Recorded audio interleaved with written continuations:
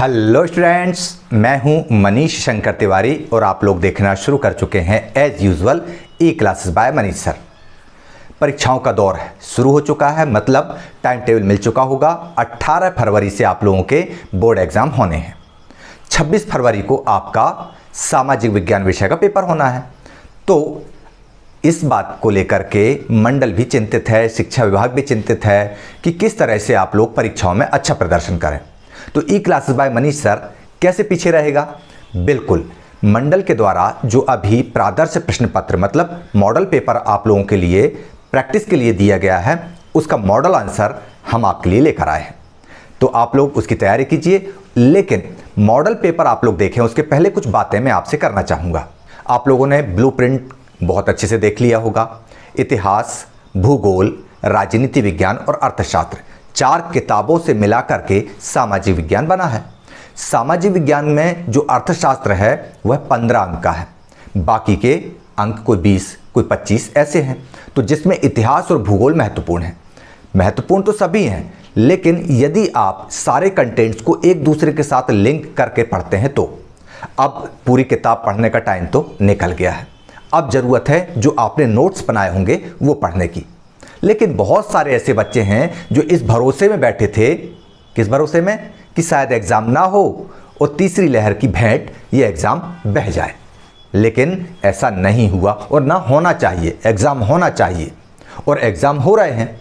तो आप लोगों को चिंता करने की ज़रूरत नहीं है। यदि आप लोगों ने नोट्स नहीं भी बना पाए हैं तो परीक्षा आसान के नाम से मैंने चारों विषयों के नोट्स आप लोगों के लिए बहुत ही अच्छे अंदाज में PDF में बना करके इस ई क्लास बाय मनीष सर पे डाल चुका हूँ। आप लोग जाइए, उनको डाउनलोड कीजिए और नोट्स को टिक करते हुए याद करते जाइए। प्रिंट निकलवा लीजिएगा आप चाहें तो, लेकिन यदि प्रिंट नहीं निकलवाना चाहते तो भी आप उन नोट्स को बहुत अच्छे से देखिए और समझिए। उन नोट्स को देखने समझने के साथ साथ ब्लूप्रिंट के अकॉर्डिंग सारे प्रश्नोत्तर आपको मैंने बनाकर दिए हैं। उन्हीं में से आज का मॉडल पेपर भी तैयार हुआ है जो बोर्ड ने बनाया है। उन्हीं परीक्षा आसान में से प्रश्न के उत्तर हम आप लोगों को यहाँ पर दिखाने जा रहे हैं। तो चलिए हम शुरू करते हैं परीक्षा आसान के प्रश्नों के उत्तर को मॉडल आंसर के साथ में। लेकिन शर्त यह है कि ये वीडियो थोड़ा सा लंबा ज़रूर होगा। आप लोग इसको पूरे मनोयोग के साथ देखिए और समझिए और परीक्षा में बहुत आसानी से सारे प्रश्नों के उत्तर लिख कर आइए। हमारी शुभकामनाएं आपके साथ हैं इस वीडियो को बहुत अच्छे से देखने के बाद। चलिए शुरू करते हैं। कक्षा 10वीं का प्रादर्श प्रश्न पत्र इसको कहा गया है 2022 के लिए, यानी मॉडल क्वेश्चन पेपर, और इसका आंसर हम लेकर आए हैं। मॉडल क्वेश्चन पेपर भी अभी तक आपने जो तिमाही परीक्षा, 6 माही परीक्षा, प्री बोर्ड एग्जाम जो दिया हुआ है सेम टू सेम उसी पैटर्न का है। और यह पेपर होगा 3 घंटे का, अंक होंगे 80, 20 अंक का आपका प्रोजेक्ट होगा। निर्देश वही जैसे कि अभी तक होते आए हैं। सही विकल्प 6 अंक के आएंगे, यानी 6 सही विकल्प आना है। इसके बाद रिक्त स्थान 7 अंक के आएंगे। रिक्त स्थान जो है वे 7 अंक के आएंगे। एक वाक्य या एक शब्द में उत्तर दीजिए, ये भी 7 अंक के आना है। इसके बाद सत्य असत्य की पहचान कीजिए, 6 अंक। सही जोड़ी बनाइए, 6 अंक, तो ये होगा 32 अंक। इसके बाद 1 2 3 4 5 6 7 8 9 10, यानी 10 दूनी 20 अंक ये और 32 अंक एक अंक के, इस तरह से 52 अंक। 80 में से 52 अंक, यानी आप बहुत अच्छे अंकों से पास हो सकते हैं। बस आपको मनोयोग से इसको पढ़ने की, इसको समझने की ज़रूरत है। इसके बाद 3-3 अंक के क्वेश्चन, 4-4 अंक के, और एक 4 नंबर का आपको मानचित्र चित्रण भी आएगा। इसको भी आप समझ लीजिए, यानी आप बहुत अच्छे अंक इसमें हासिल कर सकते हैं। बहुत सारे बच्चों को मैंने बोलते सुना है या कहते सुना है कि सामाजिक विज्ञान तो MI टाइप का विषय है, निकाल लेंगे, लेकिन स्कोरिंग सब्जेक्ट है। यदि आप इसको MI टाइप में ले लेंगे तो शायद हो सकता है कि आप इसमें अंक हासिल ना कर पाएँ। हाँ, एक चीज़ ध्यान रखिए, जो सामाजिक विज्ञान का जो टॉपिक्स हैं, जो सब्जेक्ट हैं, वो आपके व्यक्तिगत जीवन से, आपके सामाजिक जीवन से जुड़े हुए हैं। इसलिए आप उन सारी चीज़ों को अपने आप से लिंक करके यदि समझेंगे तो आपको बहुत आसानी हो जाएगी इस क्वेश्चन पेपर को हल करने में। चलिए ज़्यादा बात नहीं करते हैं, अपन क्वेश्चन पेपर हल करते हैं। आप अपने आप को किस तरह से क्वेश्चन पेपर से, क्वेश्चन से लिंक करते हैं, ये अब आपको अपनी मेथड डेवलप करना है। मैं अपनी मेथड के हिसाब से आपको बताने की कोशिश करता हूँ। चलिए आरंभ करते हैं। पहला प्रश्न, सही विकल्प चुनिए। 6 अंक के 6 क्वेश्चन, एक एक अंक का। लौह अयस्क किस प्रकार का संसाधन है? लौह अयस्क मिलता कहाँ से है? लौह अयस्क जो है वह जमीन के अंदर से हमको मिलता है। हजारों लाखों सालों की रासायनिक भौतिक प्रक्रियाओं के फलस्वरूप लौह अयस्क जमीन में बनता है, और एक बार जब हम इसको खोद के बाहर निकाल लेते हैं तब इसको दोबारा बनने में हमारे मानव काल में, मतलब अभी तक जितने भी जीवन हुआ है इसमें भी संभव नहीं है। यानी लौह अयस्क के निर्माण में करोड़, 2 करोड़, 15 करोड़, 20 करोड़ ऐसे वर्ष लगते हैं, यानी इनको दोबारा नहीं पाया जा सकता। तो अब आते हैं हम विकल्प पर। नवीकरण योग्य है क्या? बिल्कुल नहीं है, दोबारा नहीं पा सकते। प्रवाह नहीं है, जैव तो हो ही नहीं सकता, यानी सही उत्तर है इसका क्या? अनवीकरण योग्य संसाधन ये है, यानी इसका उत्तर होगा चौथा, अनवीकरण योग्य। पंजाब में भूमि निम्नीकरण का मुख्य कारण क्या है? पंजाब में भूमि निम्नीकरण का मुख्य कारण अधिक सिंचाई है, अधिक सिंचाई है, अधिक सिंचाई है। ये हम लगातार पिछले क्वेश्चंस और यूनिट टेस्ट से करते आ रहे हैं, यानी इसका सही उत्तर होगा अधिक सिंचाई। इनमें से कौन सी फसल रबी की फसल है? अब आपको फसलों के बारे में पता होगा कि शस्य प्रारूप क्या है, फसलों का प्रारूप क्या है। तो फसलों का प्रारूप होता है खरीफ की फसल, फिर होता है रबी की फसल, और एक होता है जायद की फसल। ये मौसम के हिसाब से होता है, ये बारिश की, ये ठंड की, और ये गर्मी की फसल। अब रबी की फसलों को कैसे याद करें? रबी जो है पर्यायवाची होता है सूर्य का, और बरसात के 4 महीने सूर्य के दर्शन नहीं होते, लेकिन जब ठंड शुरू होती है, बरसात रवाना हो जाती है, तो सूर्य के दर्शन हो जाते हैं, मतलब रबी प्रकट हो जाता है। यानी बारिश के बाद आने वाली फसलें रबी की फसलें कहलाती हैं। अब रबी की फसलें कौन कौन सी होंगी? तो ये याद करना पड़ेगा। चावल, बहुत ज़्यादा पानी की आवश्यकता होती है, बहुत ज़्यादा आर्द्रता की आवश्यकता होती है, तो ये नहीं होगा, ये खरीफ की फसल है। मोटे अनाज, ज्वार, बाजरा, मक्का, ये सारी चीज़ें मोटे अनाज हैं, ये खरीफ की फसल होती हैं। कपास भी खरीफ की फसल होती है। चना, गेहूँ, मटर, जौ, अलसी, तुअर, ये सारी चीज़ें, दालों वाली जितनी भी फसलें हैं, ये रबी की फसलें होती हैं, यानी सही उत्तर होगा चना। इसके बाद हम आते हैं अगले प्रश्न पर। निम्न में से कौन सा उद्योग चूना पत्थर को कच्चे माल के रूप में, रॉ मटेरियल के रूप में इस्तेमाल करता है? यदि हमको नहीं मालूम है इसका आंसर, तो हम क्या करेंगे? एल्यूमिनियम में पत्थर का कोई काम नहीं, प्लास्टिक में पत्थर का कोई काम नहीं, मोटर गाड़ी में पत्थर का कोई काम नहीं, लेकिन सीमेंट का हम बचपन से सुनते आ रहे हैं, पत्थर को घिसते जाओ सीमेंट बन जाता है। यानी पत्थर शब्द से हमने सीमेंट को लिंकअप कर लिया। वो चूने का पत्थर है या काहे का पत्थर है, ये आप जानो या क्वेश्चन बनाने वाला जाने, लेकिन हमने पत्थर को देख लिया। अब जिनको फैक्ट याद है उन्होंने तो लिखा ही है, देखा होगा, पाठ में दिया हुआ है, किताब में, टेक्स्ट बुक में दिया हुआ है कि चूने का पत्थर सीमेंट उद्योग के लिए कच्चे माल की तरह प्रयोग में आता है, इसलिए इसका सही उत्तर होगा सीमेंट। ई पे आते हैं अब हम। हमारे देश में निम्न में से कौन सा महत्वपूर्ण परिवहन का साधन है? फिर वही गफलत वाला क्वेश्चन। पाइपलाइन भी महत्वपूर्ण है, रेल परिवहन भी महत्वपूर्ण है, सड़क और वायु परिवहन भी महत्वपूर्ण है, तो सबसे ज़्यादा महत्वपूर्ण किसको माने? पाइपलाइन, एक केवल पाइप आना जाना होता है, सड़क परिवहन से महंगा पड़ता है, कॉस्टली पड़ता है आना जाना। वायु परिवहन तो बहुत महंगा है, लेकिन रेल परिवहन आम आदमी का परिवहन माना जाता है, इसलिए रेल परिवहन इसका सही उत्तर होगा। इससे सारी चीज़ों का आवागमन, परिवहन आसानी से हो जाता है। लौह अयस्क का उत्पादन किस राज्य में सबसे अधिक होता है? हमने एक ग्राफ दिया हुआ है, उसमें देखा था कि 52% सबसे ज़्यादा उड़ीसा में है, 14% कर्नाटका में है, यानी उत्पादन की दृष्टि से नंबर 1 राज्य है उड़ीसा। यदि कभी भंडारण की दृष्टि से पूछ ले तो कर्नाटक होगा। रिक्त स्थानों की पूर्ति कीजिए। भारत में सिंहों का प्राकृतिक आवास गुजरात में कहां पर है? गिर वन क्षेत्र। यह प्रश्न भी लगातार करते आ रहा है, कॉम्पिटिटिव एग्जाम्स में भी पूछा जाता है, इसको याद कर लीजिएगा। गिर एक राष्ट्रीय उद्यान भी है जूनागढ़ के पास में, यानी गिर जो है वह राष्ट्रीय पशु, हमारा जो सिंह है, जो हमारा भारत का सिंह है, उसका प्राकृतिक आवास गिर वन क्षेत्र है। नेपोलियन बोनापार्ट 1815 में वाटरलू के युद्ध में पराजित हुआ और इसके बाद सेंट हेलेना द्वीप पे भेज दिया गया और वह सेंट हेलेना द्वीप में 5-6 साल जीवित रहा। 1821 में उसकी डेथ हो गई। सेंट हेलेना द्वीप दक्षिण अफ्रीका के से काफ़ी दूरी पर यहाँ पर स्थित है। इसके बाद हम आते हैं करो या मरो। किसने नारा दिया? महात्मा गांधी ने दिया। महात्मा गांधी अहिंसावादी थे, लेकिन नारा जबरदस्त दिया था करो या मरो का। भारत में किस तरह की शासन व्यवस्था है? भारत में बहुदलीय शासन प्रणाली भी है, भारत में संघात्मक शासन प्रणाली भी है, भारत में लोकतांत्रिक शासन प्रणाली भी है, कुछ भी लिख सकते हो आप, लेकिन नज़दीकी उत्तर है संघात्मक शासन व्यवस्था भारत में है। इसके बाद हम आते हैं अगले प्रश्न पर। रंग भेद की नीति का विरोध करने वाले दक्षिण अफ्रीका के नेता कौन थे? नेल्सन मंडेला थे। ये हमने 9th में भी पढ़ा था संविधान निर्माण वाले अध्याय में, और राजनीति विज्ञान 10 में भी पढ़ा है। औद्योगिक क्रांति सबसे पहले इंग्लैंड में हुई थी 18वीं सदी के आरंभ में। इसके बाद हम देखते हैं नेपाल में विलक्षण जन आंदोलन कब हुआ था? तो सन 2006 में हुआ था। ओके, अब हम आते हैं एक वाक्य में या एक शब्द में उत्तर लिखिए वाले प्रश्न पर। नेपोलियन बोनापार्ट का संबंध किस देश से है?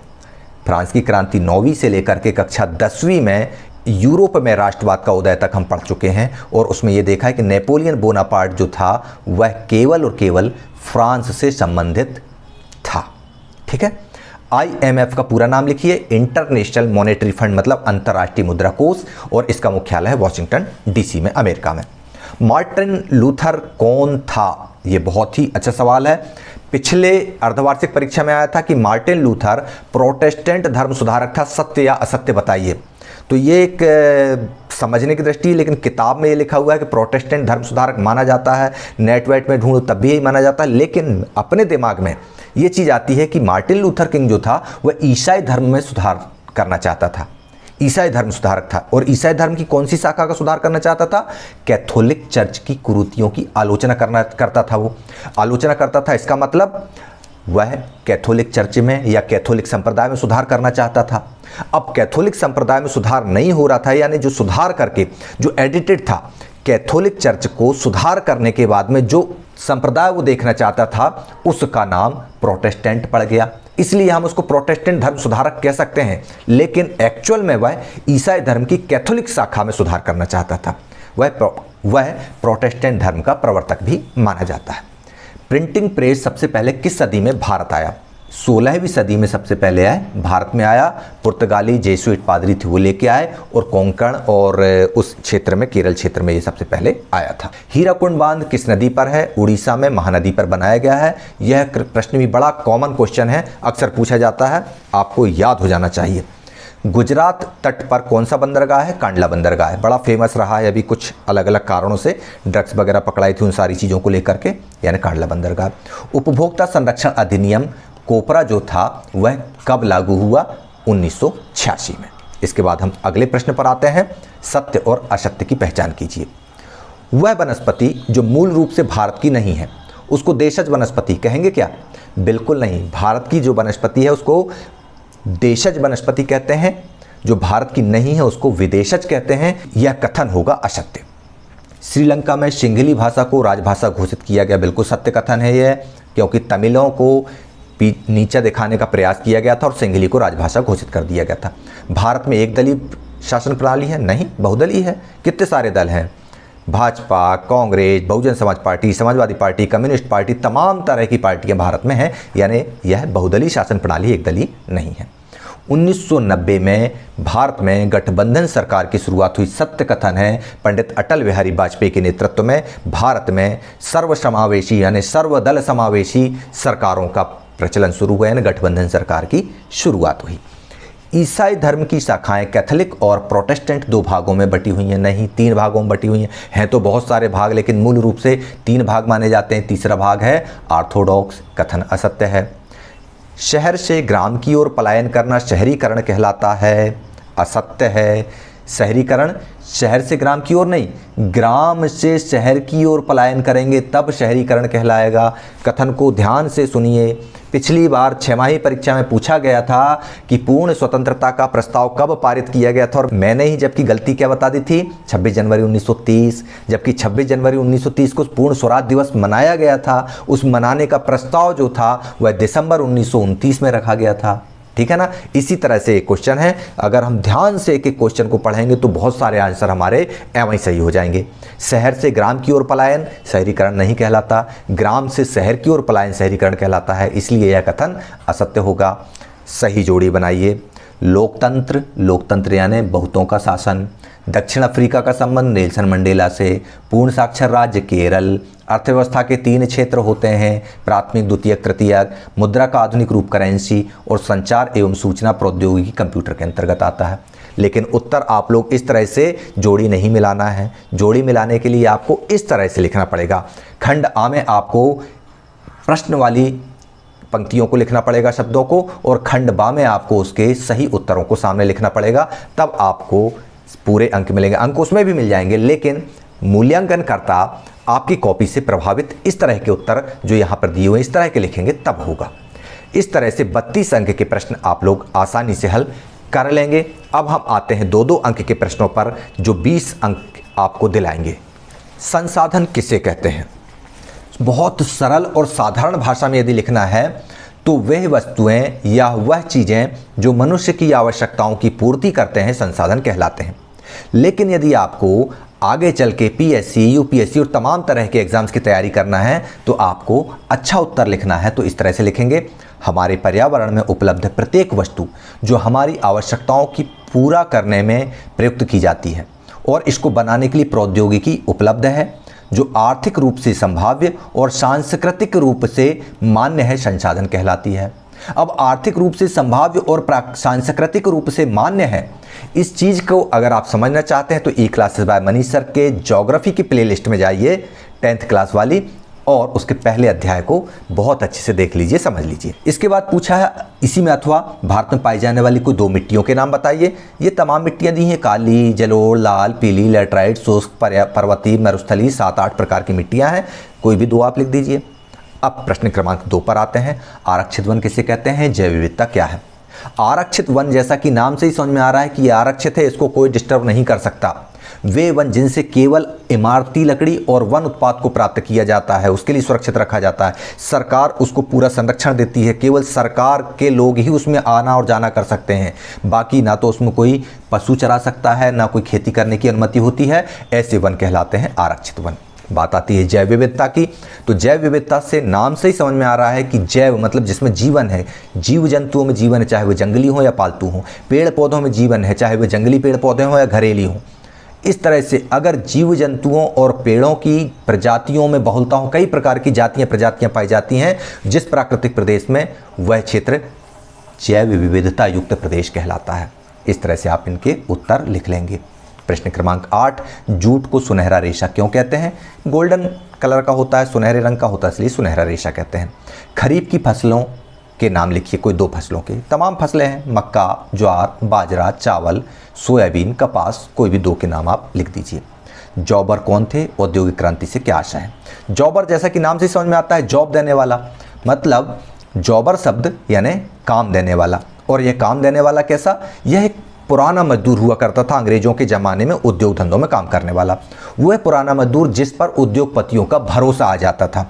और ये जो जॉबर है यह एक तरह से प्लेसमेंट कंसल्टेंट की तरह काम करता था। प्लेसमेंट कंसल्टेंट आप क्या समझते हैं? जैसे आजकल बहुत सारी कंसल्टेंट कंपनियां हैं, यानी एक ऑफिस खोल लिया, मान लो आप ही हो और आपने एक ऑफिस खोल लिया और ये बोलोगे भैया किसी को काम की ज़रूरत हो तो अपना अपना रिज्यूम मेरे को दे जाओ और मैं आपको आपके रिज्यूम के हिसाब से काम उपलब्ध करा दूंगा। तो ठीक यही काम जॉबर किया करता था कि भैया जिन जिन को काम करना हो मेरे को बता दो। फिर कोई उद्योगपति जॉबर से कॉन्टैक्ट करता और वह लोगों को काम उपलब्ध कराने में मदद करता। तो इस तरह आवश्यकता होने पर जॉबर लोगों को काम पर रखने में मदद करता। इससे क्या होता? उद्योगपतियों को मजदूर और मजदूरों को काम मिल जाता और काम के बदले पैसे मिलते। ये जॉबर का काम था, ये जॉबर था। जॉबर नाम से समझ में आ रहा है कि जो जॉब उपलब्ध कराए। अगला क्वेश्चन, औद्योगिक क्रांति से क्या तात्पर्य है? औद्योगिक क्रांति जैसा कि नाम से पता चल रहा है, उद्योगों के माध्यम से होने वाली क्रांति, मतलब हाथों द्वारा बनाई गई वस्तुओं के स्थान पर मशीनों का व्यापक स्तर पर, मशीनों के द्वारा व्यापक स्तर पर निर्माण किया गया और उस निर्माण की प्रक्रिया को औद्योगिक क्रांति कहा गया है। इसकी शुरुआत 18वीं सदी में इंग्लैंड में हुई थी। यदि अन्य उत्तर लिखना चाहे तो इस तरह लिख सकते हैं कि 18वीं सदी के उत्तरार्ध में आर्थिक व तकनीकी क्षेत्र में हुए व्यापक परिवर्तनों के कारण घरेलू उत्पादन प्रणाली का स्थान कारखाना उत्पादन प्रणाली ने ले लिया और इन परिवर्तनों ने आधुनिक व्यापार प्रणाली का विकास किया। उत्पादन और व्यापार में अप्रत्याशित वृद्धि, शब्द को आपको लिखना पड़ेगा, अप्रत्याशित वृद्धि हुई, जिसकी वजह से औद्योगिक क्रांति कहा जाता है। क्यों? क्योंकि उद्योगों में बहुत खतरनाक तरीके से उत्पादन तो बिना फैक्ट्रीज के भी हो रहा था, लेकिन अप्रत्याशित वृद्धि दर्ज की गई, इसलिए इसको औद्योगिक क्रांति कहा गया। अगले प्रश्न पर आते हैं। गुटेनबर्ग कौन था? अगला है पंचांग से क्या आशय है? गुटेनबर्ग जर्मनी का एक निवासी था जो एक व्यापारी का बेटा था, एक तरह से सुनार का बेटा हम कह सकते हैं। सुनारी का काम करता था। उसने अपने ज्ञान और अनुभव का प्रयोग किया और 1448 में पहली मुद्रण मशीन प्रिंटिंग प्रेस का निर्माण कर डाला। ठीक है। पंचांग किसे कहते हैं? पंचांग जैसा कि शाब्दिक अर्थ अगर हम देते हैं पंच धन अंग, अर्थात 5 अंगों वाला 5 भाग। वे 5 भाग कौन कौन से हैं? तिथि, वार, नक्षत्र, योग और करण। जैसा कि नाम से ही पता चल रहा है कि चांद, सूरज की गति और ज्वार भाटा का समय, लोगों के दैनिक जीवन से जुड़ी कई अहम जानकारियां देने वाला वार्षिक प्रकाशन पंचांग कहलाता है। अश्वेत शक्ति आंदोलन क्या था? एफ्रो अफ्रीकी से क्या आशय है? अश्वेत शक्ति आंदोलन भी अमेरिका से जुड़ा हुआ है और एफ्रो अमेरिकी शब्द भी अमेरिका से जुड़ा हुआ है। यानी अश्वेत शक्ति आंदोलन वह आंदोलन है जो 1966 में उभरा और 1975 तक चला। यह बहुत नस्लवाद को लेकर उग्र आंदोलन था जो हिंसा का सहारा लेने में भी गुरेज नहीं करता था। एफ्रो अमेरिकी की बात करें तो एफ्रो यानी अफ्रीका, अफ्रीका के रहने वाले यानी जिनके वंशज अफ्रीकी थे, वे अमेरिकी लोग जिनके वंशज अमेरिकी थे, वे अमेरिकी जिनके वंशज अफ्रीकी थे और अफ्रीका से अमेरिका गुलाम बनाकर लाए गए थे, उनके वंशज एफ्रो अमेरिकी कहलाते हैं।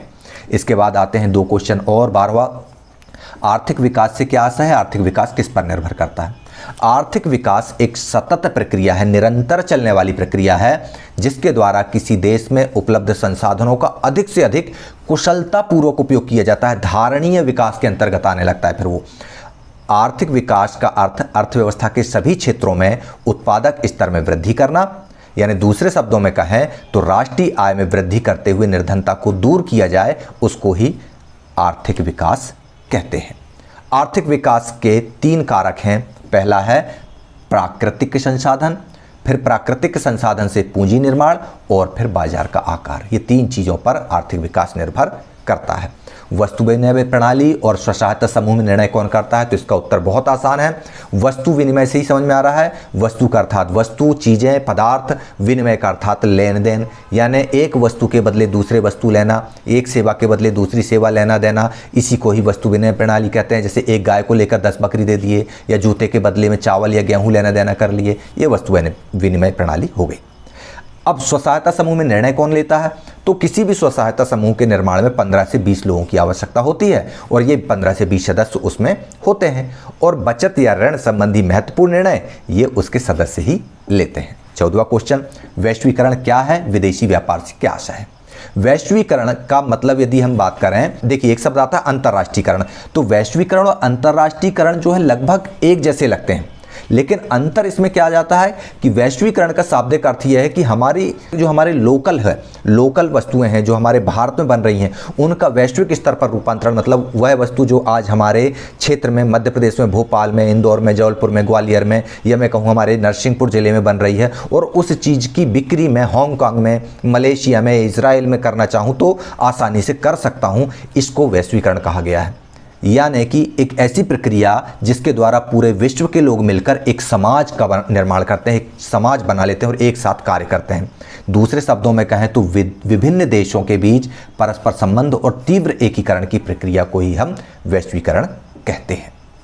विदेशी व्यापार क्या है?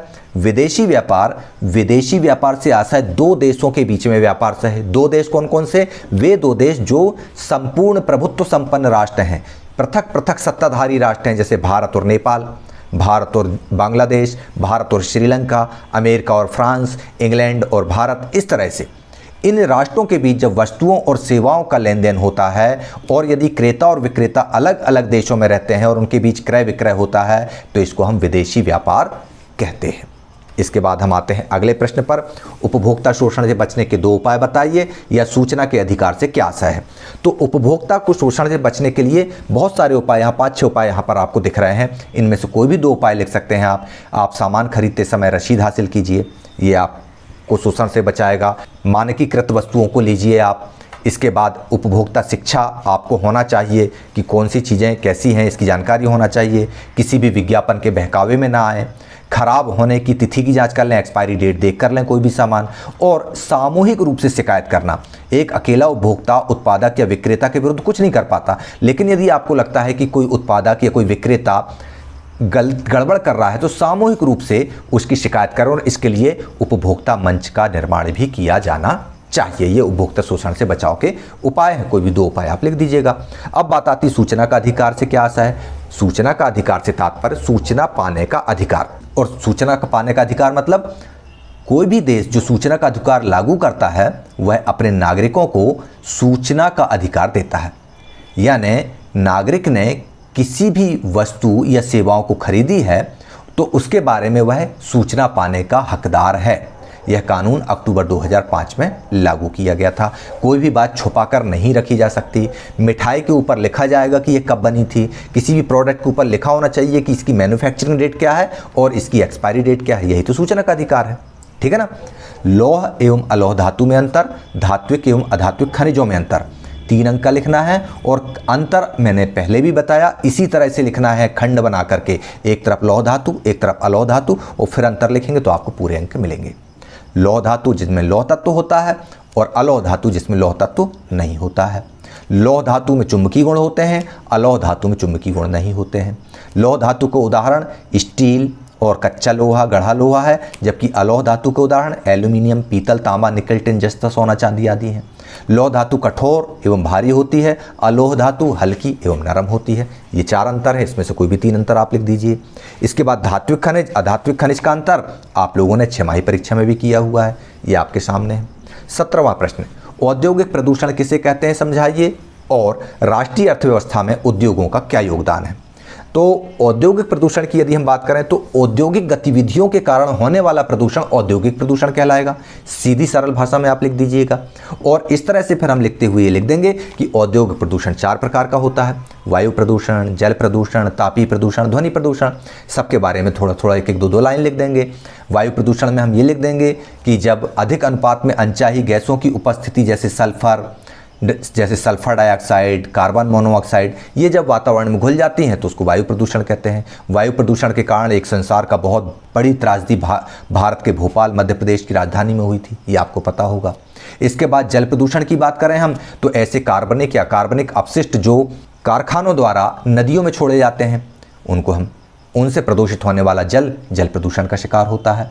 तापीय प्रदूषण, जब कारखानों या ताप घरों से गर्म पानी को बिना ठंडा किए, यहाँ इंडा लिखा गया है, ये ठंडा होगा, बिना ठंडा किए नदी या तालाब में छोड़ दिया जाए तो जल में तापीय प्रदूषण हो जाता है। इस तापीय प्रदूषण से भूमिगत जल भी प्रदूषित हो जाता है कई बार।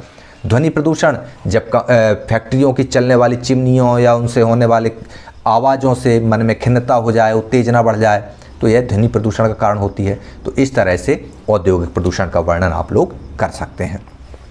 राष्ट्रीय अर्थव्यवस्था में उद्योगों का क्या योगदान है, इसको जैसे कई बार पूछ लेता, राष्ट्रीय अर्थव्यवस्था में कृषि का क्या योगदान है, हमको उद्योगों का बताना है। उद्योग द्वितीय क्षेत्र के अंतर्गत आते हैं। उद्योग जो आयोग बना था 1950 में, उसने ये कहा था कि ईसा से पूर्व यानी बहुत समय पहले, मौर्य काल की बात कर रहे हैं हम, मौर्य काल में भी भारत एक औद्योगिक राष्ट्र था और भारत से निर्मित मलमल, रेशमी वस्त्र, आभूषण ये सब विदेशों को जाते थे।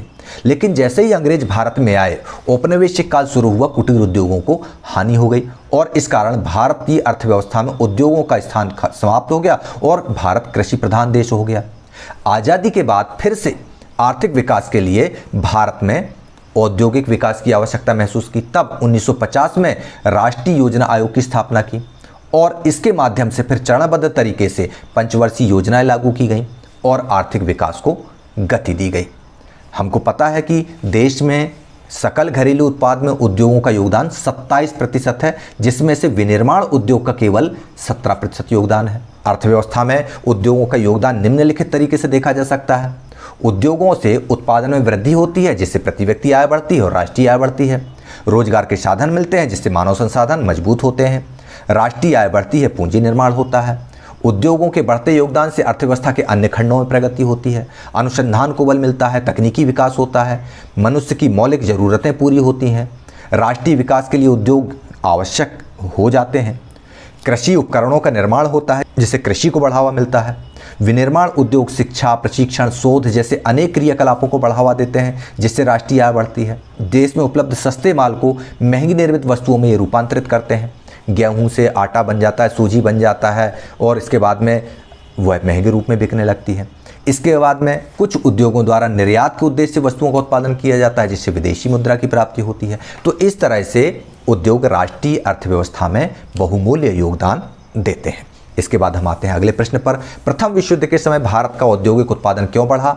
अथवा ईस्ट इंडिया कंपनी ने भारत में बुनकरों पर निगरानी रखने के लिए गुमास्ता नियुक्त क्यों किए?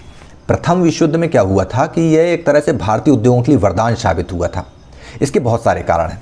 पहला कारण हम ये मानते हैं कि देखो, पहला विश्व युद्ध जब हुआ था तो इंग्लैंड जो था वह विश्व युद्ध में बहुत बुरे तरीके से उलझ गया था और वह पूरा ध्यान अपने बचाव में लगाता था, और इसकी वजह से जो इंग्लैंड से बना हुआ माल भारत में निर्यात होता था वह निर्यात बंद हो गया।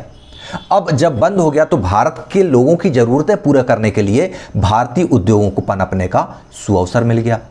इंग्लैंड के सभी कारखाने उस समय क्या बना रहे थे? उस समय विभिन्न ज़रूरतों की वस्तु नहीं बना रहे थे, वे केवल सैनिक सामग्री का निर्माण कर रहे थे, और इसलिए भारतीय उद्योगों को रातों रात भारत का एक विशाल देशी बाजार मिल गया।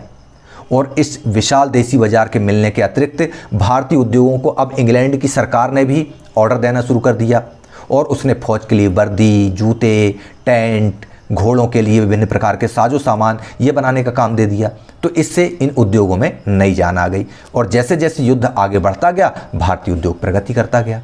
पुराने कारखानों के साथ साथ नए कारखाने भी खुले, और उद्योगपतियों के साथ साथ मजदूरों और कारीगरों की भी चांदी हो गई, उनके भी वेतन बढ़ गए। पहले विश्व युद्ध में ब्रिटिश सरकार को फंसा हुआ देखकर भारतीय नेताओं ने स्वदेशी पर अधिक बल देना शुरू किया, जिसकी वजह से भी भारतीय उद्योगों के लिए सोने पर सुहागा वाली बात हो गई।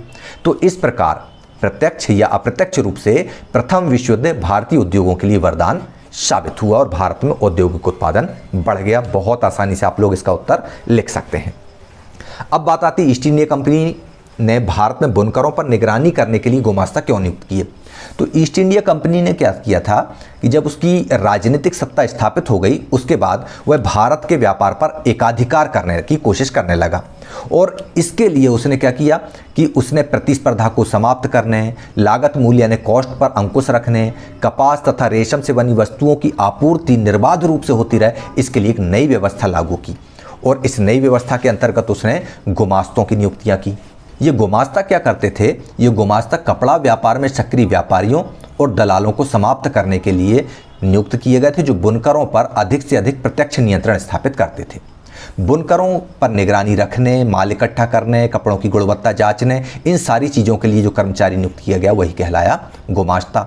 अब गुमास्ता क्या करता कि बुनकरों द्वारा अन्य व्यापारियों को माल बेचने पर रोक लगा दी कंपनी ने। अब ये गुमास्ता इन बुनकरों पर ये नज़र रखता कि कहीं ये हमारे अलावा, ब्रिटिश कंपनियों के अलावा किसी अन्य यूरोपीय कंपनियों को तो माल नहीं बेच रहा है, और इसके लिए ये लोग पेशेगी एडवांस भी देते, काम का ऑर्डर पाने के लिए, बुनकरों से कच्चा माल खरीदने के लिए लोन भी देते। तो गुमास्ता जो है इन चीज़ों में एक तरह से बीच का आदमी बन गया, और अगर बुनकर इस तरह के अपने बॉन्ड का, अपने अनुबंध का यदि उल्लंघन करता तो उनके साथ कठोर व्यवहार ये गुमास्ता करते। तो इस कारण से बुनकरों के ऊपर निगरानी रखने के लिए इंग्लैंड की कंपनियों ने गुमास्ता की नियुक्ति की। गुमास्ता और बुनकरों के बीच संबंध बड़े अच्छे नहीं होते थे। प्रश्न क्रमांक 19, राष्ट्रीय राजनीतिक दल किसे कहते हैं और भारतीय राजनीतिक दलों के समक्ष कौन कौन सी चुनौतियां हैं? 3 अंक का यह भी प्रश्न है। राष्ट्रीय राजनीतिक दल, तो यदि हम ये कहें कि विश्व के संघीय लोकतंत्रों में, अलग अलग लोकतंत्रों में 2 तरह के राजनीतिक दल होते हैं। एक वे दल जो एक क्षेत्र विशेष या किसी राज्य विशेष में काम करते हैं, और एक दल जो पूरे संघीय इकाई जैसे पूरे देश के लिए काम करते हैं। तो भारतीय राजनीतिक व्यवस्था में भी 2 राजनीतिक दल होते हैं, 2 प्रकार के, एक क्षेत्रीय दल और एक राष्ट्रीय दल। राष्ट्रीय दल किसे कहते हैं? राष्ट्रीय दल की मान्यता केंद्रीय निर्वाचन आयोग देता है, और किसको देता है?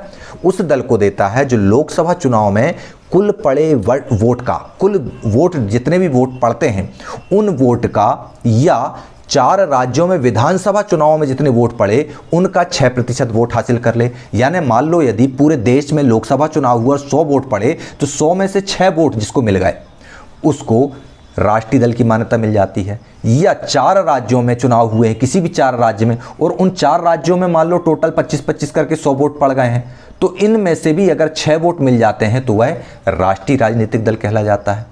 इसी के साथ साथ किसी भी राज्य या राज्यों की लोकसभा में 4 सीटें उस पर जीतना आवश्यक होता है, या 3 राज्यों में 2% सीटें जीत ले तो उसको राष्ट्रीय राजनीतिक दल की उपाधि मिल जाती है। भारत में ऐसे 7 दल हैं: Trinamool Congress, Bahujan Samaj party, Bharatiya Janata party, communist party of India, communist party of India मार्क्सवादी, नेशनलिस्ट कांग्रेस पार्टी और भारतीय राष्ट्रीय कांग्रेस। इसके बाद अथवा का उत्तर आता है राजनीतिक दलों के सामने क्या चुनौतियां हैं। तो आजकल आप देख लो, इसको समझने के लिए आप अपने डेली लाइफ के हिसाब से अगर नज़र डालते हो, यदि आप थोड़ा सा भी जागरूक हो आपकी उम्र के हिसाब से और आप आसपास नज़र डालते हो कि चाहे वो भारतीय जनता पार्टी ले लें, कांग्रेस पार्टी ले लें, समाजवादी पार्टी ले लें, बहुजन समाज पार्टी ले लें, इन सारी पार्टियों को देख लें और इसके बाद अब हम देखते हैं कि इनके सामने क्या चुनौतियाँ हो सकती हैं। तो सबसे पहली चुनौती होती है आंतरिक लोकतंत्र की कमी। पार्टी के प्रत्येक सदस्य को निर्णय प्रक्रिया में भाग लेने का अवसर नहीं मिलता। पार्टियों में एक समूह विशेष या कुछ नेता लोग मिलकर ही निर्णय ले लेते हैं। सबसे बड़ी चुनौती यह है कि प्रत्येक कार्यकर्ता को पार्टी में निर्णय लेने की ताकत होना चाहिए, अवसर मिलना चाहिए। दूसरी चुनौती होती है वंशवाद की चुनौती, कि यदि कोई एक नेता बड़ा है तो उसके परिवार के ही अन्य सदस्य राजनीतिक दल में मुख्य भूमिका निभाते हैं, अन्य लोग कार्यकर्ता बनकर रह जाते हैं, दरी फट्टी उठाते रह जाते हैं। तीसरी चुनौती है पैसा और अपराधी तत्वों का बोलबाला। राजनीतिक दल यदि अपराधियों को और पैसे वालों को ही टिकट देंगे तो इससे जनमत उभर कर नहीं आएगा, सिर्फ पैसे वालों की सरकार बन जाएगी और अपराधियों की सरकार बन जाएगी। तो इस तरह की चुनौती राजनीतिक दलों के सामने है कि वे अच्छी छवि वाले लोगों को टिकटें दें और कम पैसा वालों के लिए भी चुनाव के अवसर मौजूद रहें। पार्टियों के बीच विकल्पहीनता की चुनौती।